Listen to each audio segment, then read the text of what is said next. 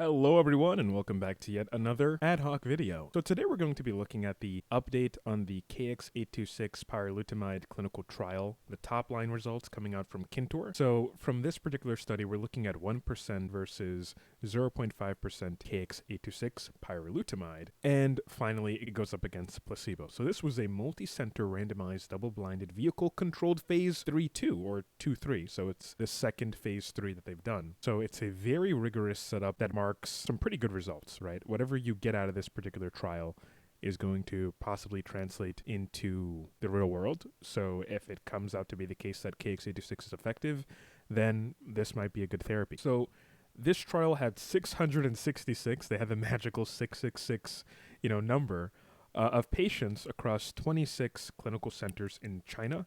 And this was about 24 weeks or 6 months, about 6 months, so half a year, treatment period, followed by a 14-day safety observation window. So if you guys remember back, I think it was sometime 2023, the results of this particular trial, which we'll touch on soon, actually will stand in sharp contrast to what we had in the first Phase 3 clinical trial readout in December, I think, of 2023. Which showed no statistical significance between the 0.5% pyrilutamide group against placebo, and this result reduced confidence in KX826 as a chemical, as a therapeutic agent against androgenetic alopecia. But for those of you who have been following the channel, in an interview that I did with Kintor about a year later, sometime around December 2024, if I recall correctly, there was a bit of a disclosure, and in that they essentially stated that the data they compiled in the first Phase 3, much of it came out of the COVID-19 pandemic, and many patients were confined at home. They were unable to attend clinical stations, and some people even fell ill. The consistency of the application broke down just across both placebo and treatment groups, and it pretty much effectively destroyed the integrity of the dosing schedule and follow-up data. And this explanation is meaningful because it pointed to an execution problem, not necessarily a problem with the molecule itself. And this 2026 readout kind of validates that interpretation. So this is pretty important. Let's get to the efficacy outcome. The primary endpoint met with both statistical significance and clinical significance. So this wasn't just a technicality win, but both doses cleared the bar meaningfully. So you actually got cosmetic results, a cosmetic gain from KX826. So when we look at the increase of hair count, let's first look at the placebo group, right? Because this is often the case in clinical trial settings that, when it comes to hair loss, the placebo group tends to have some kind of increase in the short term when it comes to, hair counts, and this is normal, just due with, when it comes to hair cycles, even people that are losing hair, they will have periods of times where they have a higher hair count and a lower hair count. So it is expected to observe some kind of increase in the placebo group. So in the placebo group, there was a plus 4.68 hairs per centimeter square from baseline. And this stands in a huge contrast against the treatment group. So the first treatment group being the 0.5% KX826 pyrilutamide, which saw a plus 14.46 hair per centimeter square increase from baseline. And this is plus 9.78 over placebo. So this is a strong result at the lower dose that alone would have been sufficient for approval. Now looking at the 1% concentration of KX826 pyrilutamide, plus 15.33 hairs per centimeter square from baseline. So this is a plus 10.65 increase over the placebo, and this is numerically the best performing arm across every metric. So the dose question, 0.5% versus 1%. So while 1% produced the highest raw hair count increase, the difference between 0.5% KX826 and 1% KX826 was not statistically significant between the two arms, meaning you cannot confidently say that one dose outperforms the other. The gap in the total area hair count between the doses was only about 0.87 hairs per centimeter square, which is pretty minor, a pretty minor dose-dependent response, and it's unlikely to be clinically meaningful in practice. So the practical takeaway here would be that 0.5% and 1% are essentially the same drug at the patient level. So both doses are working, and maybe the 0.5% formulation may ultimately be the preferred commercial and regulatory path given its equivalent efficacy and lower drug exposure. So typically pharmaceutical companies, biotech companies, they want to go with the minimal exposure that's going to produce the maximal result. And in this case, I think 0.5% is preferred. So the safety metric. There were no drug-related serious adverse events in either active group, and adverse event rates were statistically comparable to placebo across all of the 3 arms. The clean safety profile is arguably what is going to be commercially critical here. Topical AR inhibitors, they typically have this sort of stigma to them, which rightfully so, right? It could potentially go systemic and mess you up a lot more than finasteride or dutasteride could possibly do, because if it goes systemic to any significant extent, and if it's very, very active systemically, it's going to block not just DHT, but your testosterone and other androgens, right? So it's really going to fuck you up if it does go systemic. But there is a low transdermal absorption combined with a rapid in vivo metabolism to low active compounds, which means here that the systemic AR signaling pathway is largely left untouched. So this is pretty much what I said before. The KX826 compound isn't really going to be doing that much to you if it does go systemic, and not much of it is going systemic, and it's going to be turned into a less potent version of KX826. So its metabolite forms are not that potent.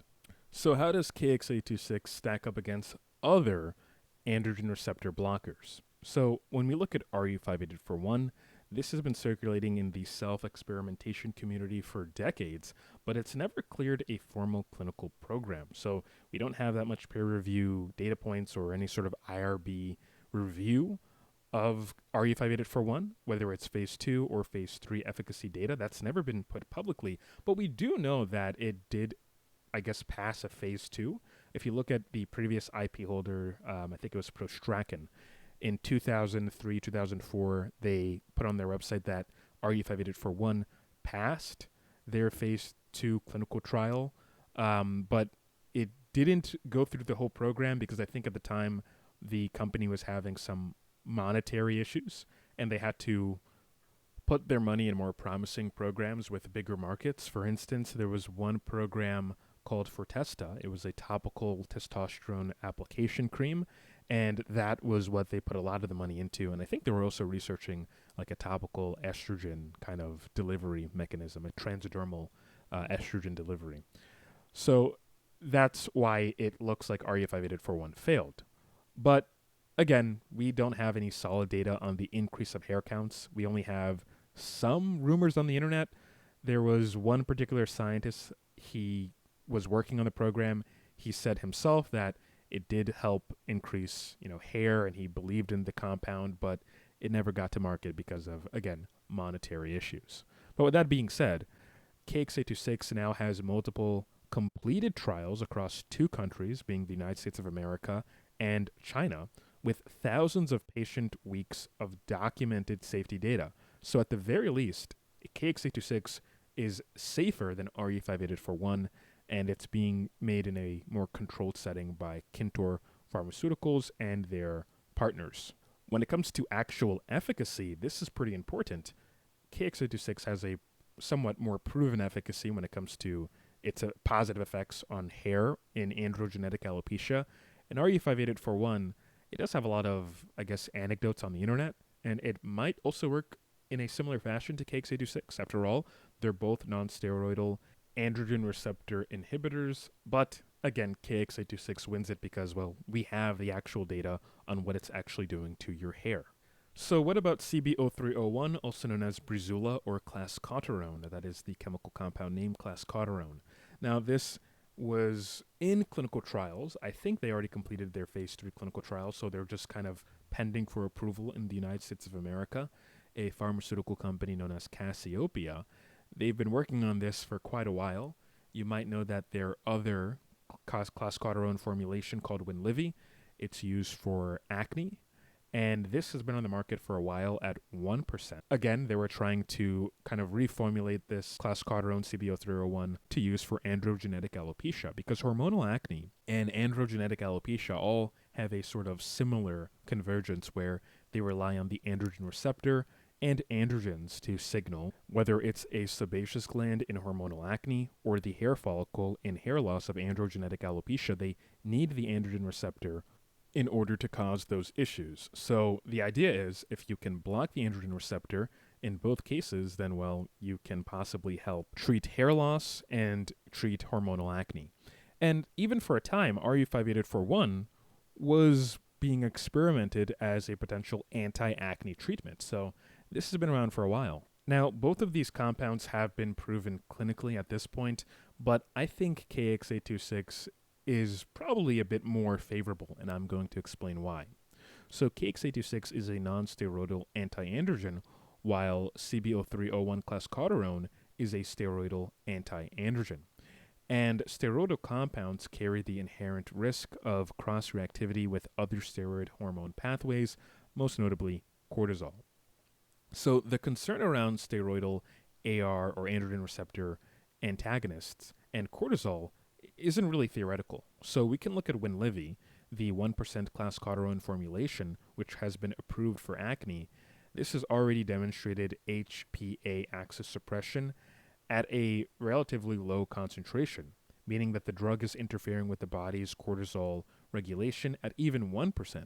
And Breezula is being developed at 7.5% concentration, which is dramatically higher of a topical load of the same compound. I also want you to keep this in mind, right? With acne, you're only applying it to some spots on your face. You're not putting it all over your face. And yet still, it was able to cause HPA axis suppression in some of the people in the clinical trials for the 1% Clascoterone. Whereas with androgenetic alopecia, this is a chronic condition. You have to be using the Breezula Clascoterone daily, arguably across a larger area being your scalp, right? You probably have a widespread area of DHT activity that's causing for your hair follicles to miniaturize. So you have to apply that probably twice on your scalp. I think you have to do this twice a day too. So you're probably going to interfere with your cortisol pathways a bit more with Clascoterone. So it's something to kind of keep in mind.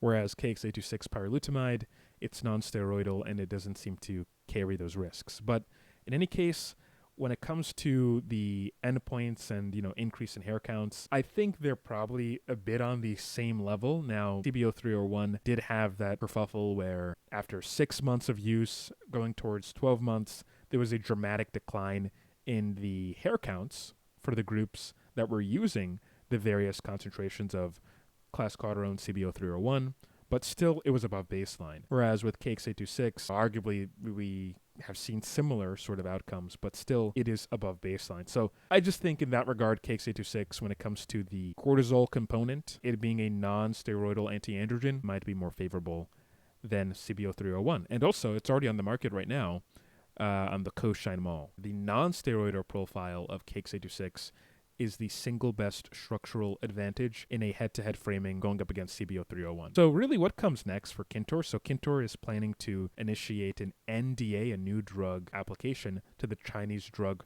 regulatory authorities in the near term based on this data package. And Cosmo Pharmaceuticals, them targeting the same androgen receptor mechanism, they also announced positive Phase III results, as I said before, in December of 2025, and they will be pursuing a US and EU marketing approval.